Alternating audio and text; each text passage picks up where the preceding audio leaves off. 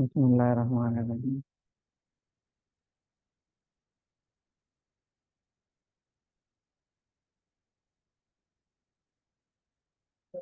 ومتا لزمان فیہما۔ آج کا سبق یہاں سے ہوگا۔ اسماء ظروف میں سے مصنف رحمۃ اللہ علیہ فرماتے ہیں کہ ایک متا کا لفظ ہے، یہ زمانے کے لیے آتا ہے، فیہما دونوں میں۔ پیچھے یہ گزرا ہے نا، استفہاماً و شرطاً، یہ ہما ضمیر تسنیہ کی اس کی طرف راجع ہے، ان دونوں کی طرف، کہ اسماء ظروف میں سے جو متا ہے یہ ظرف زمان ہے، اور استفہام اور شرط دونوں کے لیے استعمال ہوتا ہے۔ لے زمانے یعنی متا یہ ظرف زمان ہے، پھر ظرف زمان ہونے کے ساتھ ساتھ کبھی صرف استفہام کے لیے استعمال ہوتا ہے، کسی چیز کا کسی کام کا وقت دریافت کرنے کے لیے۔ متل قتالو، قتال کب ہوگا؟ متی الساعہ، آپ سے پوچھتے ہیں یہ سالونہ کا متی الساعہ، کہ قیامت کب آئے گی، جیسے حدیث جبریل میں بھی ہے۔ تو حضرت جبریل علیہ الصلوۃ والسلام نے آن صلی اللہ علیہ وسلم سے پوچھا تھا متی الساعہ، قیامت کب آئے گی؟ تو اس کا جواب آپ نے دیا کہ مل مسئول عنہا بعلم من السائل، کہ جس سے پوچھا گیا ہے اور جو سائل ہے، پوچھنے والا جس سے پوچھا گیا ہے وہ اس سے زیادہ علم نہیں رکھتا اس کے بارے میں، یعنی اللہ عالم بمرادی۔ تو یہ متا کا لفظ جو ہے یہ کسی وقت کے، کسی چیز کے، کسی کام کے وقت کو دریافت کرنے کے لیے آتا ہے، اور کبھی یہ زمانے کے ساتھ ساتھ شرط کے لیے بھی استعمال ہوتا ہے۔ جب یہ زمانے کے ساتھ شرط کے لیے استعمال ہو تو اس کے بعد پھر دو جملے آئیں گے، ایک شرط بنے گا اور ایک جزا بنے گا۔ جیسے متا تخرج اخرج، جب آپ نکلیں گے نا میں بھی نکلوں گا، جب آپ جائیں گے میں بھی جاؤں گا۔ وَأَيَّانَ لِزَمَانِ اسْتِفْهَامًا، سنر رحمۃ اللہ فرماتے ہیں کہ اسماء ظروف میں سے ایک ایانہ ہے، یہ ظرف زمان ہے اور صرف استفہام کے لیے استعمال ہوتا ہے، اور یہ بھی بڑی بڑی چیزوں کے وقوع پذیر ہونے کو کا سوال کرنے کے لیے آتا ہے۔ ایانہ یوم الدین، حوادث عظیمہ جو ہوتے ہیں نا ان کے بارے میں دریافت کرنے کے لیے ایانہ کا لفظ استعمال کیا جاتا ہے۔ ایانہ یوم الدین، ایانہ یوم الفصل، ایانہ یبعثون، یہ سارے کے سارے۔ وکیفا للحال استفہاما، سنے فرماتے ہیں کہ ظروف مبنیہ میں سے ایک کیفا ہے جو استفہام حال کے لیے استعمال ہوتا ہے، یعنی حال دریافت کرنے کے لیے آتا ہے۔ کیفا انتا، آپ کیسے ہیں، اس کا مطلب ہے اعلی ای حال انتا، آپ کس حال میں ہیں۔ اور حروف اس میں اسماء ظروف مبنیہ میں سے ایک مز اور منز بھی۔ مز اور منز کا استعمال مصنف فرماتے ہیں کہ دو طرح ہوتا ہے۔ نمبر ایک بیمانہ اول المدت، فیلیہما المفرد المعرفت، اور نمبر دو بیمان الجمیع، فیلیہما المقصود بالعدد، کہ ظروف مبنیہ میں سے منز اور منز دو چیزوں کے لیے استعمال ہوتے ہیں۔ نمبر ایک، اس سے پہلے مز اور منز سے جو پہلے فعل ہوتا ہے اس کی ابتدائی مدت دریافت کرنے بتانے کے لیے، خواہ فعل مثبت ہو یا منفی ہو۔ مثلا صاحب تو زیدن مز شہرن، صاحب تو زیدن، یا ما صاحب تو زیدن ما رأیت زیدن مز یوم الخمیس، کہ میرے اس کو نہ دیکھنے کی ابتدا پچھلے مہینے کے شروع سے، جمعے سے، جمعرات سے. تو ایسی صورت میں جب یہ اپنے سے پہلے والے فعل کی ابتدائی مدت بیان کرنے کے لیے آئیں تو مصنف رحمۃ اللہ علیہ فرماتے ہیں فَيَلِيهِمَا الْمُفْرَدُ الْمَعْرِفَةُ. اس کے بعد ان دونوں کے بعد مز اور منز کے بعد جو لفظ آئے گا مفرد بھی ہوگا معرفہ بھی ہوگا. لہذا جمع بھی نہیں آ سکتا، تثنیہ جمع نہیں آ سکتا، اور یہ کہ یہ نکرہ بھی نہیں آ سکتا. جیسے مارا ای تو مز یوم الخمیس یا صاحب تو زیدن مز یوم الجمعات. نمبر 2 بیمان الجمیع. دوسری صورت ان کے استعمال کی یہ ہے کہ کل مدت بیان کرنے کے لیے آئیں.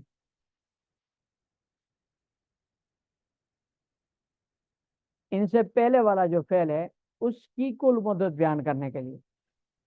اس صورت میں مصنف فرماتے ہیں کہ ان کے بعد جو مقصودی مدت ہوگی جس کو بیان کریں گے تو وہ عدد کے لفظ کے ساتھ ذکر کی جائے گی.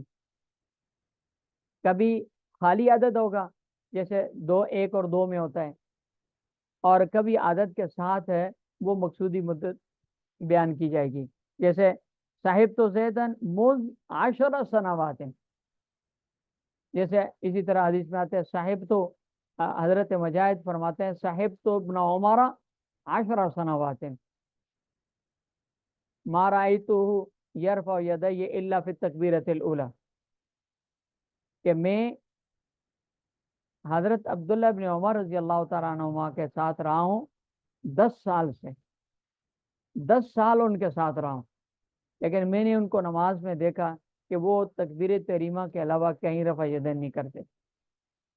تو یہاں انہوں نے کل مدت اپنے رہنے کی بیان کی 10 سال. تو 10 یہ مقصود ہے اور عدد سنوات ہے. تو انہوں نے مصنف رحمۃ اللہ فرمایا کہ اس میں مقصود جو بیان کیا جائے گا عدد کے لفظ کے ساتھ مقصود کو بیان کیا جائے گا.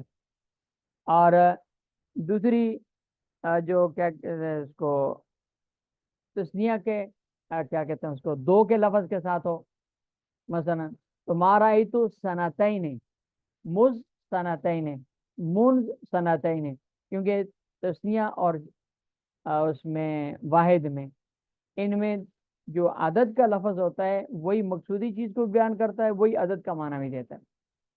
تو وہ بیمان الجمیع دوسری صورت جب کل مدت بیان کرنے کے لیے آئے تو اس صورت میں اس کے بعد جو مقصودی چیز ہوگی وہ اس کو بیان کیا جائے گا، اور کبھی خالی عدد کے لفظ کے ساتھ ہوگی اور کبھی پھر مقصودی چیز کے ساتھ عدد کا لفظ بھی ہوگا. وقد یقع المصدر او الفعل او ان فیقدر زمان مضافا.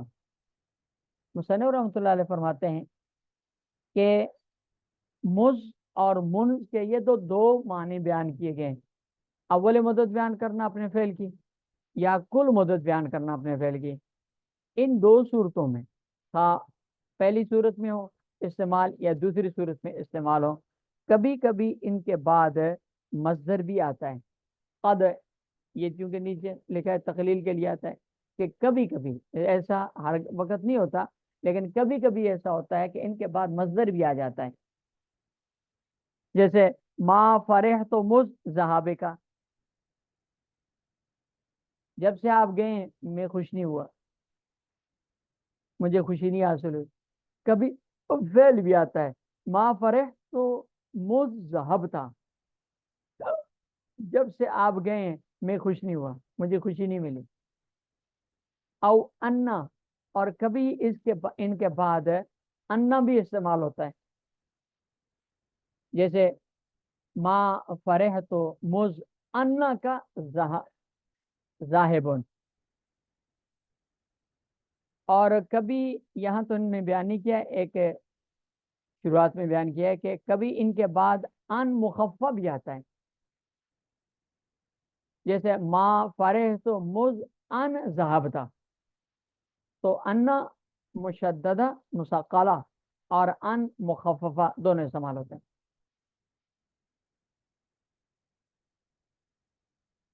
البتہ مصنف رحمۃ اللہ علیہ فرماتے ہیں فیقدر زمان مضافن. جب مز اور منز کے بعد اول مدت کے استعمال کے لیے ہوں یا کل مدت کے استعمال بتانے کے لیے ہوں، ان کے بعد مصدر آئے یا فعل آئے یا انا آ جائے، تو پھر ان کے بعد اور مصدر فعل سے پہلے زمان ان کا لفظ مقدر کیا جائے گا جو ما بعد کی طرف مصاف ہوگا۔ لہذا ما فرح تو یا ما فرح تو مز صحابے کا مصدر کی صورت میں اس کی تقدیری عبارت ہوگی ما فرح تو مز زمانہ صحابے کا، اور اس کا معنی یہ جو آگے بیان کیا کہ اول و مدت عدم الفرح ہے زمان و صحابے کا، کہ میرے خوش نہ ہونے کی ابتدائی مدت کیا ہے، جب سے آپ گئے وہاں سے لے کر اب تک میں خوش نہیں ہوا۔ اسی طرح فعل کے ساتھ بھی زمان کا لفظ اس سے پہلے مقدر ہوگا، جیسے ما فرح تو من زمانہ ذہبتا، من زمان و ذہبتا، ما فرح تو من زمان و ان کا ذاہبن، انا کے ساتھ اس کے زمانوں کا لفظ ہے۔ وہ مبتدا وخبرہ ما بعدہ خلافا للزجاج۔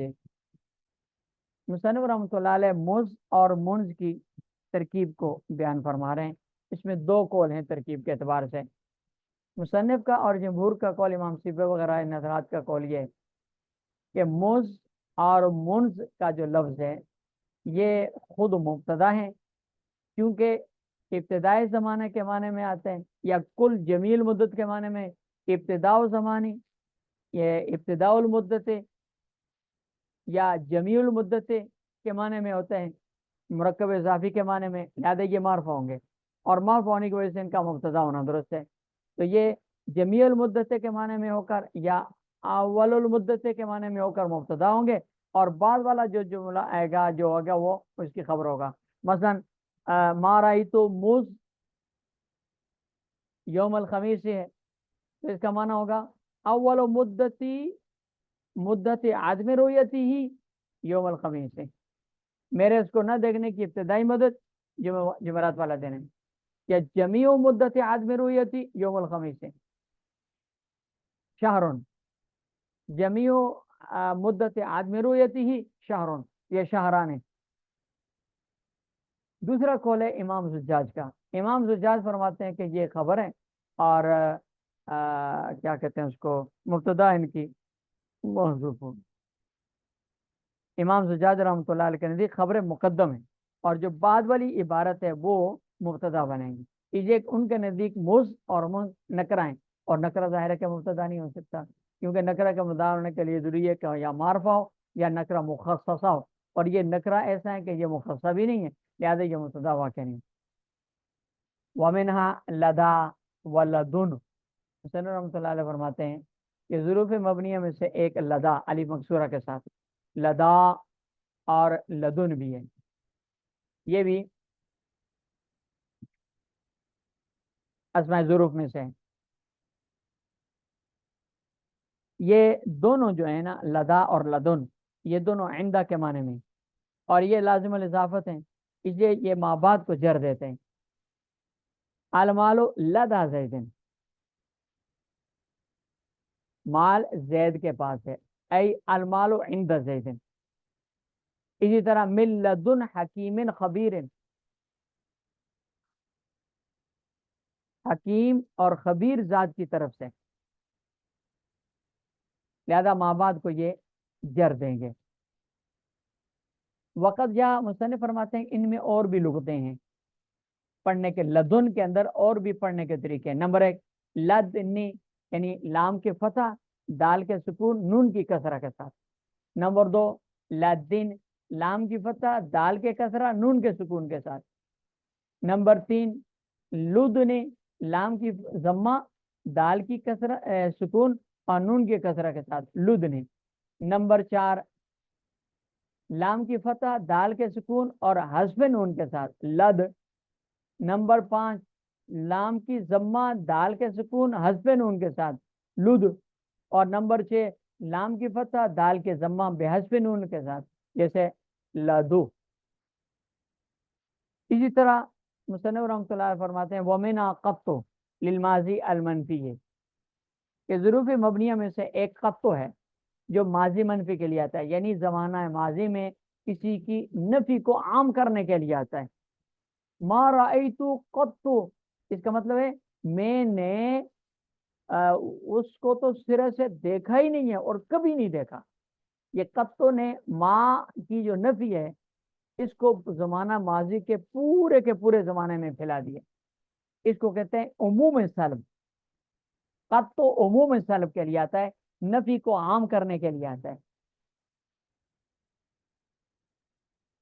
اور ایک ہے ان میں سے آؤزو، یہ مستقبل منفی کے لیے آتا ہے، زمانہ مستقبل کے لیے، اور وہ بھی نفی کرنے کے لیے آتا ہے۔ اور نفی کے استغراق کا معنی جس طرح قطو زمانہ ماضی میں نفی کے استغراق کا معنی دینے کے لیے آتا ہے، آؤزو مستقبل میں نفی کے استغراق کا معنی دینے کے لیے آتا ہے۔ لا افعلو آؤزو، اس کا معنی ہوگا لا افعلو افعلو ابدا ابدا، میں کبھی بھی نہیں کروں گا، ابد الآباد کے لیے نہیں کروں۔ اسی طرح مصنف فرماتے ہیں کہ الظروف المضافۃ الی الجملۃ واذ یجوز بناؤها علی الفتح، یہ ایک قاعدہ ہے، یہ مصنف رحمۃ اللہ علیہ نے بیان فرمایا ہے۔ فرماتے ہیں کہ وہ اسماء ظروف جو جملے کی طرف مضاف ہوتے ہیں، المضافۃ الی الجملۃ، جملے کی طرف مضاف ہونے والے اسماء ظروف جو پیچھے تفصیل کے ساتھ گزر گئے، یہ ان کی جملے کی طرف اضافت تو ہوتی ہے، لیکن جملے کی طرف ان کی اضافت لازم نہیں ہے، کبھی ہوتی ہے نہیں بھی ہوتی۔ تو مصنف رحمۃ اللہ فرماتے ہیں کہ وہ اسماء ظروف جو جملے کی طرف مضاف ہوتے ہیں، جیسے یوم کا لفظ ہے اور حین کا لفظ ہے، اسی طرح اس ظرفیہ، تو مصنف رحمۃ اللہ فرماتے ہیں کہ ان اسماء ظروف جو جملے کی طرف مضاف ہونے والے ہیں وہ اور اس ظرفیہ، انہیں یجوز بنا و علی الفتح، مبنی بر فتح قرار دینا بھی جائز ہے، اگرچہ یہ معرب ہوتے ہیں اور اعراب ان کا عامل کے اعتبار سے بدلتا رہتا ہے، لیکن ان کو مبنی بر فتح قرار دینا بھی جائز ہے، جیسے یوم لا ینفع مال ولا بنون، یہاں یوم ظرف ہونے کی وجہ سے نصب میں، اذکروا یوم لا ینفع مال ولا بنون۔ اسی طرح ہاذا یوم ینفع صادقین صدقوں میں ہاذا مبتدا ہے اور یوم ینفع صادقین یہ خبر ہے، لہذا اس لیے یوم مرفوع ہے۔ اسی طرح من عذاب یوم ایذن، عذاب کے لیے مضاف الیہ تھا، لہذا اس کی عبارت ہے، اس کی حرکت کسرہ کی آگی، تو یہ ہیں معرب اور ان کا اعراب بدلتا رہتا ہے، لیکن ان کو مبنی بر فتح پڑھنا بھی جائز ہے۔ اسی طرح اس کے بارے میں شیخ رضی نے ایک اور بات بھی کہی ہے کہ جب اس کے لفظ کو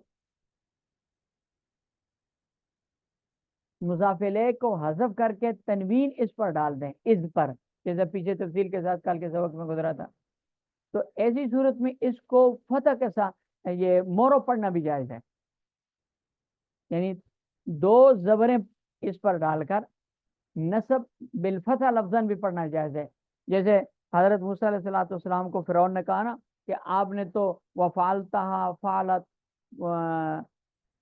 وہ کیا ہے، وہ کام یاد کرو جو اپنے آپ نے ہمارے ہاں پرورش کے دوران کیا تھا، وفعلتا کا وفعلتا کیا ہے آیت، فعلتک الذی فعلتا وانت، وفعلت فعلتك التي فعلت، یہ آیت ہے، مجھے یاد نہیں، میں حافظ نہیں ہوں۔ تو اس آیت کے اس کے جواب میں حضرت موسیٰ علیہ السلام نے فرمایا تھا فعلتها اذن وانا من الظالمین، اس میں اذن جو ہے اس کے اوپر تنوین ہے، دو زبر کی تنوین ہے، کیونکہ اس کا مضاف الیہ محذوف ہے. اذن اصل میں ہے اذا فعلتها، جب میں نے وہ کام کیا تھا تو اس وقت کیا تھا جب میں ناسمجھ تھا، کہ میں نے اس کو جان بوجھ کر نہیں کیا تھا، وہ قبطی کے قتل کا معاملہ تھا. تو اس میں مضاف الیہ کو حذف کر دیا، تو اس میں اذا کی جگہ اذن کر دیا، تو یہ بھی جائز ہے.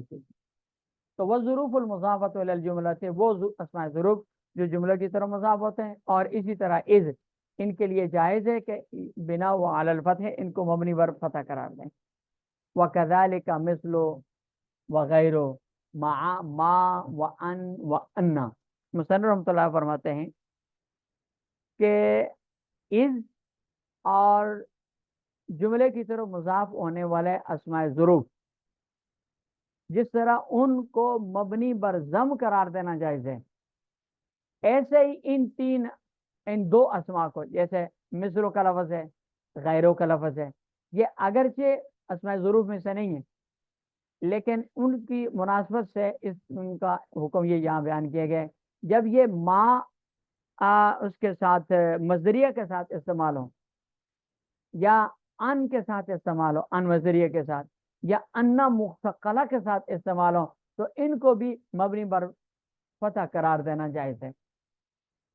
وکذالک اور اسی طرح مثلو وغیرو، لفظ مثلو ہے، لفظ غیرو ہے، جبکہ یہ ما جب استعمال ہو، ما مصدریہ کے ساتھ استعمال ہو، یا ان مصدریہ کے ساتھ استعمال ہو، یا انا مصدریہ کے اس کے مخففہ مشکلہ کے ساتھ ہے استعمال ہو، تو انہیں بھی مبنی بر فتح پڑھنا جائز ہے. جیسے انہو لحق مثل ما انکم تنطقون، اس میں اگر مثل کا لفظ اس کو حق کی صفت قرار دیں تو مثلو ہوگا، مورب ہو جائے گا، اور مثلو پڑھا جائے گا، موصوف صفت کا اعراب ہے.